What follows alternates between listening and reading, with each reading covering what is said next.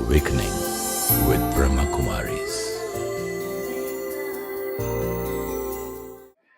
Namaskar and welcome to Awakening with Brahma Kumaris. Welcome, sister. Thank you. Om Shanti. Om Shanti. Welcome to Going Beyond. In the last episode, sister, we were speaking about a lot of words which start with the letter C. Yeah. First we started comfort zone, and then criticism, and comparison. Criticism and comparison. When I was a child, I used to be compared a lot and criticized. So one of my friends told me a small story. He said there was an artist who made a painting, and he showed his father. So it was about a few hundred years back. So he said, okay, go and put it on the square, somewhere in the middle of a road, and ask people to give their comments. And the next day morning when he saw, he was totally shattered and depressed, because there were hundreds and thousands of people writing the mistakes down. This is a mistake, this is a mistake, and he came home crying. Then he asked his father again. He said, Father, what do I do now? He said, now go to the same square, keep the painting there, and say, these are the mistakes, kindly correct. And not a single correction was there. How sweet. Absolutely. That's about shifting from, criticizing to actually creating something which is possible. And that also comes in a subtle way when we are complaining a lot. We complain a lot about things and situations, but that's where this story would fit so beautifully, that instead of just complaining and criticizing, do something to bring about the change which you feel should have been there. When we complain about something, because we have an image about how this thing could have happened better.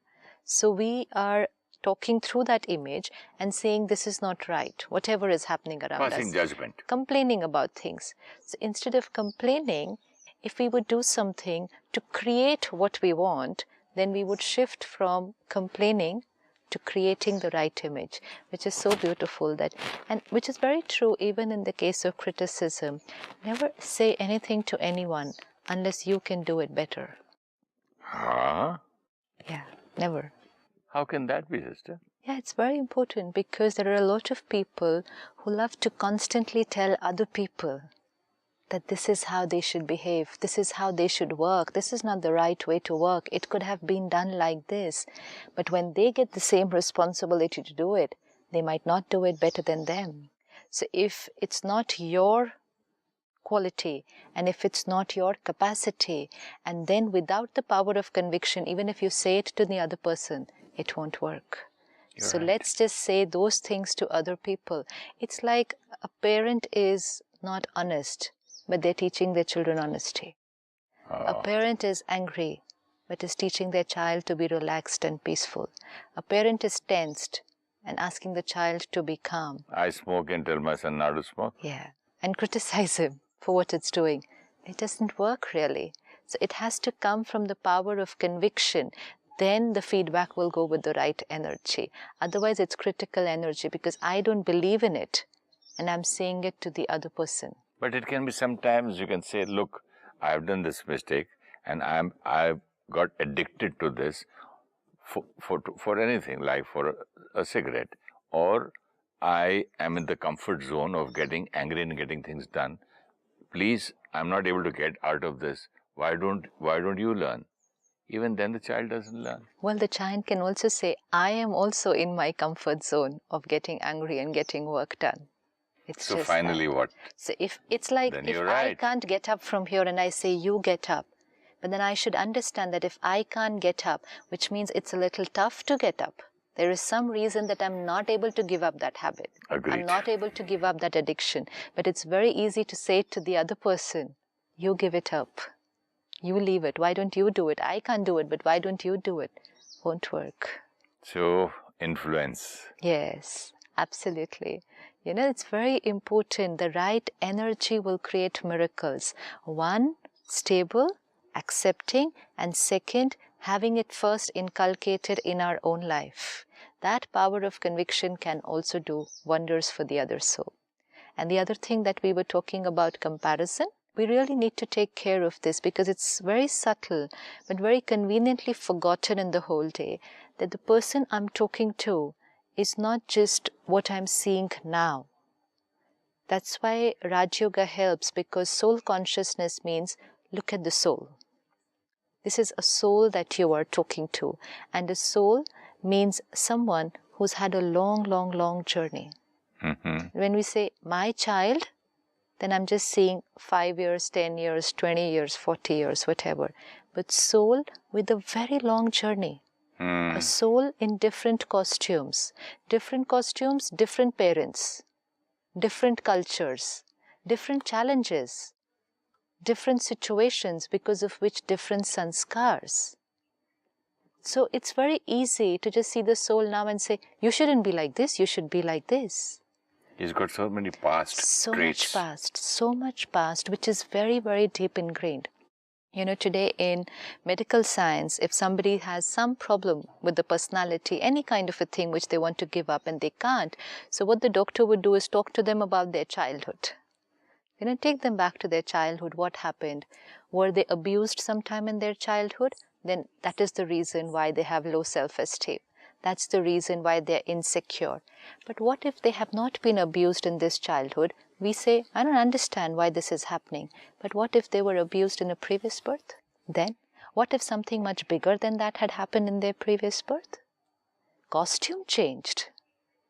But what had happened and the way I had reacted that time has left a mark. What if a very close family member had died at a very young age in my previous birth? I automatically become very possessive in this birth. Automatically. Now people around me can't understand why I am so possessive. But I am possessive because I myself might not be able to understand. I might not be able to understand. Because why am I so possessive? Yes. Because I don't know my past myself. Yes. Suppose in the past birth I was rejected by family. Suppose I was an orphan just left on the road, and I have that deep ingrained sanskar that nobody loved me and they left me on the road. Today, even though I have everybody, I have everyone. But I have those traits of rejection. And that's why the slightest word from someone, the slightest stimulus, which to another person would feel, I don't know why they're reacting like this. Why are they behaving like this? I didn't say anything. It's that past sanskar. Past sanskars are not only of this past. I have a problem. I hate to be compared. I just cannot take it. With all the help, all the awareness, all the hard work, the moment somebody compares, I said, what the hell? I am Suresh Oberoi, man. Yes. Don't you compare me to anybody else. I am what I am. Wonderful. But it's good to be aware. No, but this is, I don't know how many past janmas this is, but this one word of comparison, the reason for it hits this, me very hard. But the reason for this is, like you already shared with us in the previous episode, that you faced a lot of comparison in this childhood also. See, as a child, you couldn't react back and tell them to keep quiet if somebody compared you. But every time you were compared to someone else, it hurt. Now, to some other child, comparison might not affect that much. Maybe, sister, that comparison was not that big. Exactly, that's what I said. So it must have come from, I can't say that I was compared so much, but I reacted a lot and I hated to. But because I was weak in that particular department, because something had happened previously, and because of that, a slightest comparison now hurts more in this childhood. But then every time it hurts, the sanskar gets deeper. I don't like comparison. I don't like comparison. Because the hurt is much more than what it would hurt somebody else. Yep. And now another person will say, I don't know why you're being so sensitive. Why are you making such a big thing out of it? It was just a small thing. I don't think I said anything wrong, because we're not able to understand the other person. And at that time, even the other person is not able to understand, why am I reacting so much? Past sanskars. Now we have to look at the soul, first see their behavior, understand that this thing affects them because of something in the past, and that soul themselves has to now start working on the past. Very important. Otherwise, what will happen? It's a carry forward.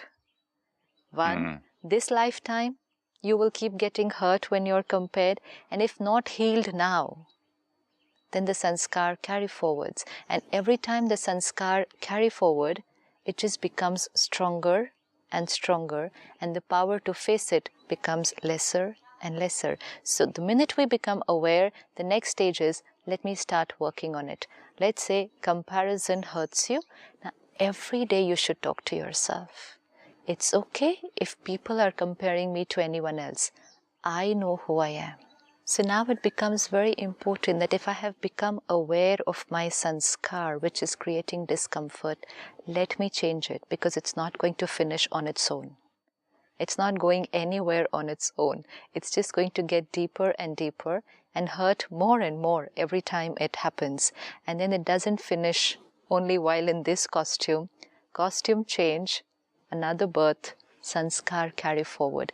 The only one thing that we carry forward from birth to birth is our sanskars. Everything else left behind. And yet in the entire lifetime, we take care of everything else except our sanskars. So it's so important to take care of our sanskars, keep working on them, and very important, understanding other people and not being very impractical by asking them to say, change, change. How can you be like this?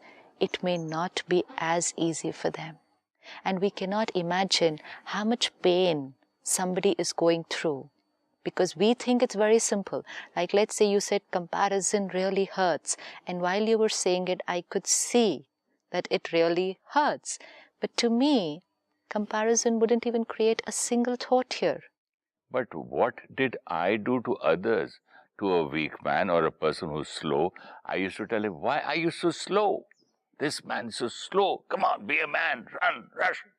I never used to understand for the others, but I would kill a man if somebody would say you're a liar or comparison. These two words, I get hurt. Like that, I never understood in my life that I should also take care of somebody else. Compassion is missing.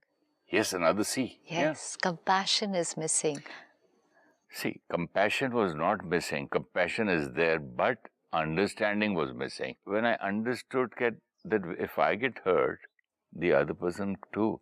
So I should not hit somebody who cannot so hard with such words by comparing or calling him names. True. So that, I know that he cannot answer back. Absolutely. Yes. He's a weaker person. Right. And how much he must be suffering inside. Inside. And the more we keep saying it to them, their weakness goes on increasing because they're not working on themselves. And I'm making bad karmas too. Yes, and plus also increasing your reactive behavior. Means?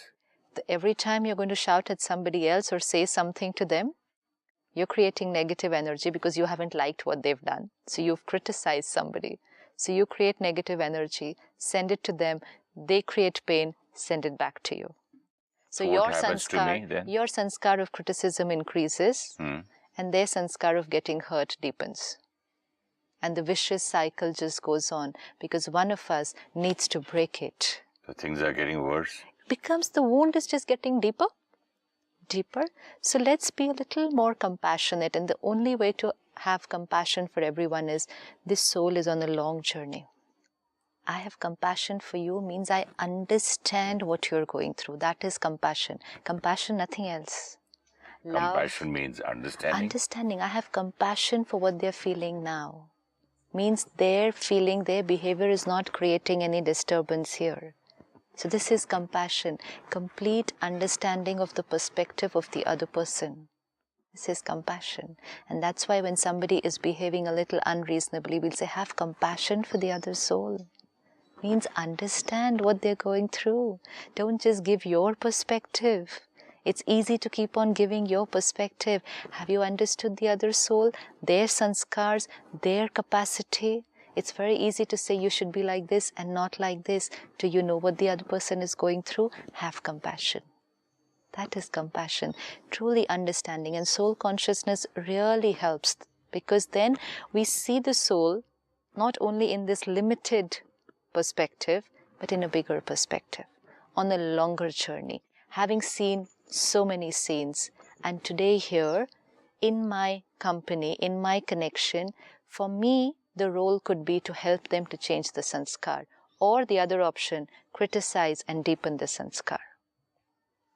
Two options only. Criticize and deepen the sanskar, Right. or help them the other person to heal the sanskar by understanding. Unless we understand them, we will not be able to help them to heal themselves. And the soul themselves also now need to start working. People will compare you because they don't know that it hurts. See? And even if they know it hurts, they won't remember it every time. Because for them, it's something very simple. It's not a very big thing. So now... Sister, even the small thing, Johnny, Johnny, yes, Papa, eating sugar, no, Papa, telling lies, ha, ha, ha, yes. I said, why do they teach a child telling lies? Yeah. You know, that lie thing, I don't know, it was from childhood. Because somewhere, in some birth, probably somebody has cheated you very big. Very big. Or it maybe must I have was been. hanged saying that he was a liar. No. Or maybe I was thrown in. You were not a liar. It is somebody else had lied to you. Okay. And you had suffered because of that. And that's why you don't like a lie. If you were the liar, then you're carrying the sanskar of being the same again. Achha. But it's because somebody else had lied to you, and not a small thing. It must have been something very big. Very, very big. See, basically the mark remains on the soul. Na? The wound that got created because of that stimulus. That remains. And now the slightest stimulus and these wounds reopen and they start hurting again. So what I understand from what you say is nobody knows what word, which thing, which person will react to so much. So now I need to understand, I cannot expect people to always understand what I feel. And I cannot always keep telling them, this hurts me. Don't speak like this. What I can do is start working on myself. I don't like people using the word liar, or I don't like people being dishonest to me. Maybe somebody was dishonest to me sometime, but it's past. It's over. I'm not going to carry that sanskar. Everyone around me is honest today. And if today someone still chooses not to be honest, I understand they're carrying that sanskar due to some other reason. And they're making their karmas. They're carrying, see, most important, even if they're making their karmas, if we say, then that's not compassion. Yeah. Then that's more like, okay, let they're him creating, die. Let him go they're to... creating this bad karma. But compassion is that soul is just not being able to be honest. So there is some sanskar which is not allowing them. I can always give him good wishes. That's exact. That's compassion. May this soul be healed of this problem. Absolutely. And instead of criticism, now this compassion will radiate pure energy to that soul and help that soul to change. Many of us want to change. Like somebody who has the habit of being dishonest might want to be honest, but something blocks. Either what other people, how they will react, that blocks, or some very deep sanskar of being dishonest. So all that they need is this comfortable, compassionate energy from people around. Criticism and comparison actually stops the journey of transformation of the soul. Criticism and comparison stops the journey of transformation of the soul. Even if they want to change. And what about the punishment? That again, see, it's like a plant which is growing. A child is a plant which is growing, and here we go and give them all that critical and negative energy. We literally trample that plant. Our role was that, okay, if they're going in this direction, we give them the support and take it to this direction. But we can't go and trample them by giving them negative energy and just finishing their self-esteem. So even if they ever think of growing in that direction, they won't be able to because they're trampled. At every step, the right way of correcting anybody is empowerment. Empowerment. Because correcting means helping them to change a sanskar, not punishing them for their past. Then what we are doing is only punishing them for what they have done. But empowering them is helping them to do it the different way. The two things are totally different. If a child has made a mistake, let's say a child stole something from school and brought, told a lie in school, beat up somebody in school, made some mistake in school. One is punish him for what he has done. And the other is help him, guide him, understand him, and empower him so that he doesn't do it a second time. But punishment and empowerment cannot go side by side. They're two different tracks altogether. Punishment means lowering his self-esteem, and lowering his self-esteem reduces his power to move on the other track. Because he's anyways weak, that's why he did it. Anyways weak. It's a weak soul who makes mistakes. We all make mistakes only when we are weak. What a nice line. We all make mistakes when we are weak. Absolutely. And if somebody is weak, he's weak. What can he do about it? Yes. So what can I do about it but? I can help them to become stronger rather than just criticizing their weakness. That's the role of family and friends. But if I keep on criticizing their weakness or comparing them with others, then I'm only helping them to become weaker. And every time they become weaker, I criticize them more. And the cycle just goes on.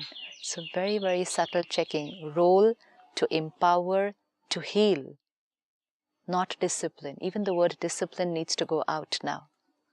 Discipline is not our role. There's such better words, love, compassion, Yeah, healing them. It's important to heal everybody and really heal internally. We're only looking at the task, the mistake, and we feel if we punish them, they won't make the mistake again. Says who? If that was true, yeah, everything would be perfect very soon. But they will not make the same mistake again only if they have the power to do it better the next time. So that's the role of any authority figure, whether it's parent, whether it's a team leader, any authority figure, the role has to shift now from being authoritative, controlling, disciplinary to loving, compassionate, facilitating, guide, empowering, healing. It's a totally different list, but that will create the results. A very simple way to start doing that in the whole day is, let's stop complaining. Complaining is another C which really can deplete the energy of every soul, and especially of the one who's doing it. And also the person who listens. Yes. I get tired of people complaining. Yes. Stop it, yaar. Yes, absolutely. Absolutely. See how it can sound? Yeah. So if we are in that habit of complaining, let's pause and check. What are we trying to do? Are we trying to say that we want a perfect world? The world is not perfect. And this is our weakness. If we are expecting the world to be perfect, if we are expecting people to be perfect, let's accept them as they are and then move forward with them. One day checking, can I live the entire day today without complaining about anything? I really need to check how strong I will feel by the end of the day, because I'll save a lot of energy. It's a very simple thing. Let's say you go for dinner to a restaurant and two people are sitting for dinner, and the person who comes to serves them soup. But the soup doesn't turn out to be as hot as it's supposed to be, or turns out to be cold, let's say. One person will react, complain, shout at the waiter, and the other person could just call him, say the soup is cold, can I request you to get me another one, please? What is this? You're having a restaurant. We're paying so much. Look at the rates you're charging. And this is how you work. Yes. Give me the complaint register. Call the manager. I would like to complain. What's the result? Feedback, request. Complaint, damaging. Somewhere it's our subtle ego which is working. The person who's complaining has an attachment to a certain image of how things should be, attachment to an image of how people should be with me. And if people are not going to be that way with me, then I'm going to complain because it's a threat to the image that I have about myself. So it's very, very subtle. I want them to do this way, speak to me like this way, because this is who I am. And this is how they should be. Beautiful. Very subtle. Beautiful. Sister, can we have a meditation on this? But it's also important that now throughout the day we start doing a little homework. Okay. and start taking care. Complaints. Be aware. The minute I start complaining, stop. I shall not complain today. This is depleting my energy and the energy of everyone around me. Criticism, comparison, control, 4 C's. To be replaced by compassion and understanding. Let's go beyond them. Let's sit back. And let me look at myself in the field of relationships. Scene after scene. Accepting each situation as it comes. This is exactly how it was meant to be. And now, I have the power to change it to something better. The past is over. The present and the future is a choice. Let me see myself today with everybody. No complaints and no criticism. How would the day be? The same staff, the same driver, the same children, the same people on the road, driving their own way, the same colleagues at work, the same spouse. Everyone is the same, doing things their way, through their sanskars. But today, I am changing my sanskar, the sanskar of criticism and complaining.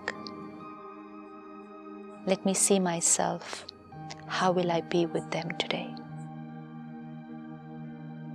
As I watch them behave the way they think is right, how will I respond? Understanding them with love and compassion. Om Shanti. Om Shanti. Thank you so much. Namaskar. Give advice and corrections to others only after we are doing it in our own lives. Each soul is carrying sanskars of many births, created due to cultures and situations in every birth. Sanskars which are not comfortable need to be changed, else we carry them into our next birth too. Criticism deepens their wounds and sanskars get stronger. Compassion helps them to heal their sanskars. Correcting people means empowering them to do it better in the future. Punishment was for what had happened in the past. Shift from control, discipline, authoritative, punishment to being compassionate, facilitate, guide, empower, and heal. If you wish to discuss your problem or have a question to ask or want to know your nearest Rajyoga Meditation Center, call us on 099 99 744 555. Om Shanti Om. I'm a peaceful soul. Om Shanti Om. I'm a peaceful soul. Ye Dwani Mangal Dwani hai. Om Shanti.